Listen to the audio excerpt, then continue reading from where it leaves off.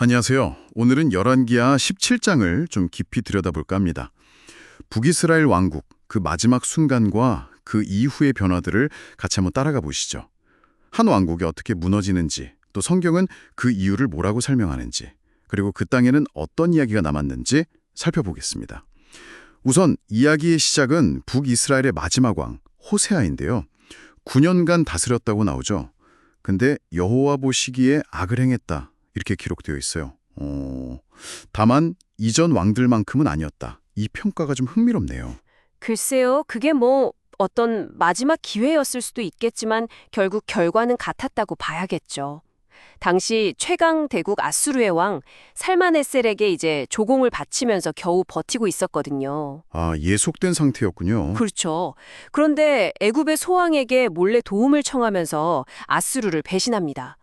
이게 참 어떻게 보면 필사적인 선택이었겠지만 파멸을 자초한 셈이죠. 아수르가 이걸 그냥 넘어갈 리가 없었겠네요. 당연하죠.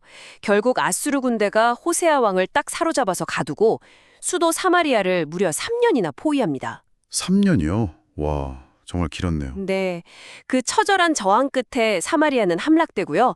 아수르는 그들의 정책대로 이스라엘 백성들을 이제 할라, 하볼 강가, 메대 이런 여러 지역으로 그냥 흩어버립니다. 강제 이주죠. 아예 민족의 정체성을 없애려는 그런 의도였겠군요. 맞습니다. 그렇게 북이스라엘은 역사 속으로 사라지게 됩니다.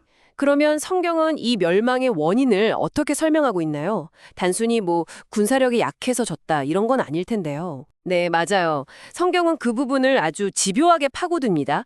이게 단순한 군사적 패배, 정치적 실패 이런 차원이 아니라는 거예요. 근본 원인은 하나님과의 관계가 깨진 것, 즉 언약을 파기했다는 거죠. 그들을 이집트에서 구원해내신 여호와께 죄를 지었다는 겁니다. 아, 신앙의 문제가 결국 모든 것의 뿌리였다. 이런 관점이군요. 구체적으로 어떤 죄들을 지적하나요? 네, 굉장히 구체적이에요. 우선 여호와를 버리고 다른 신들을 섬겼다는 거죠.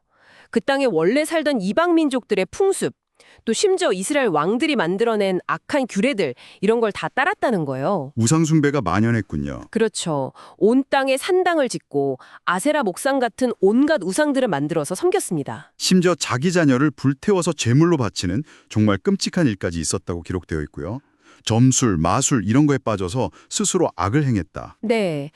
더 안타까운 건 뭐냐면 하나님께서 계속해서 선지자들을 보내셨다는 거예요. 돌아오라고 경고하고 또 경고하셨는데 듣지 않았다는 거군요. 네, 그 조상들처럼 목을 곧게 세우고 마음을 완고하게 해서 하나님을 믿지 않았다는 거죠. 언약과 율법을 다 버리고 헛된 우상들을 따라가다가 결국 자신들도 허무하게 되어버린 겁니다. 여로보암 때부터 시작된 그 죄악이 결국 여기까지 온 거네요. 맞습니다. 이 오랜 불순종의 결과가 바로 하나님의 진노 그리고 멸망이었던 거죠. 그래서 북쪽의 10지파는 다 흩어지고 오직 남유다 지파만 남게 되었다. 이게 열왕기하 17장의 핵심적인 설명입니다. 그럼 이스라엘 백성들이 다 떠나버린 사마리아 땅은 그 후 어떻게 되었을까요? 빈 땅으로 남았나요? 아, 그렇지는 않습니다.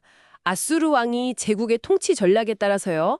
바벨론이나 쿠다, 아와 같은 메소포타미아나 시리아 쪽 여러 지역 사람들을 강제로 이주시킵니다. 아, 다른 민족들을 데려와서 채웠군요. 네, 일종의 인구 혼합 정책이죠.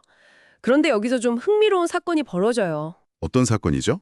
이 새로 이주해온 이방 민족들이 그 땅의 신, 그러니까 여호와를 제대로 섬기지 않으니까 사자들이 나타나서 사람들을 해쳤다는 기록이 나와요. 25절. 사자들이요? 좀 신기하네요. 네, 당시 사람들은 이걸 그 땅의 신이 노했다. 이렇게 해석한 거죠. 땅에는 그 땅 고유의 신이 있고 그 신의 법도를 따라야 한다는 생각이 있었거든요. 고대 근동에서는 보편적이었어요. 그래서 아스로 왕이 해결책을 내놓죠. 그렇죠. 보고를 받고는 포로로 잡혀갔던 이스라엘 제사장 한 명을 다시 사마리아로 보냅니다. 가서 이주민들에게 여호와 섬기는 법을 가르치라고요. 27절, 28절. 아, 제사장을 다시 보냈다. 그래서 문제가 해결되었나요? 이게 좀 복잡합니다. 해결이라고 하기도 그렇고 아니라고 하기도 그렇고 왜냐하면 네. 그들이 제사장을 통해 여호와를 어떻게 섬겨야 하는지는 배웠어요. 그래서 실제로 여호와를 경외하기 시작합니다. 아, 그럼 잘 된 거 아닌가요? 근데 문제는 동시에 자기 민족들이 원래 섬기던 그 신들도 버리지 않았다는 거예요. 아하. 여호와도 섬기고 자기들 신도 섬기고. 네, 바로 그거죠. 여기서 이제 그 유명한 종교 혼합주의가 시작된 겁니다. 29절, 33절. 아하, 그러니까 이게 신약시대 사마리아인들의 배경이 되는 거군요. 마지막에도 그들이 오늘까지도 이전 풍속대로 행하여 여호와를 경외하면서도 또한 자기들의 신들을 섬겼더라. 41절 이렇게 딱 지적하면서 끝나거든요. 그렇군요. 오늘 열왕기하 17장을 통해서 북이스라엘 멸망의 그 성경적 이유, 그리고 그 이후 사마리아 땅에 나타난 복잡한 변화들을 살펴봤습니다. 결국 끊임없는 불순종과 우상숭배가 나라의 멸망을 가져왔고, 그 빈자리에는 이방 민족의 이주, 그리고 종교 혼합이라는 아주 독특한 상황이 만들어졌다는 걸 알 수 있었네요. 네. 근데 이 이야기가 그냥 옛날 이야기로만 그치는 건 아닌 것 같아요. 신앙의 순수성을 어떻게 지킬 것인가, 또 다양한 문화 속에서 내 정체성은 뭔가, 이런 질문들을 계속 던지거든요.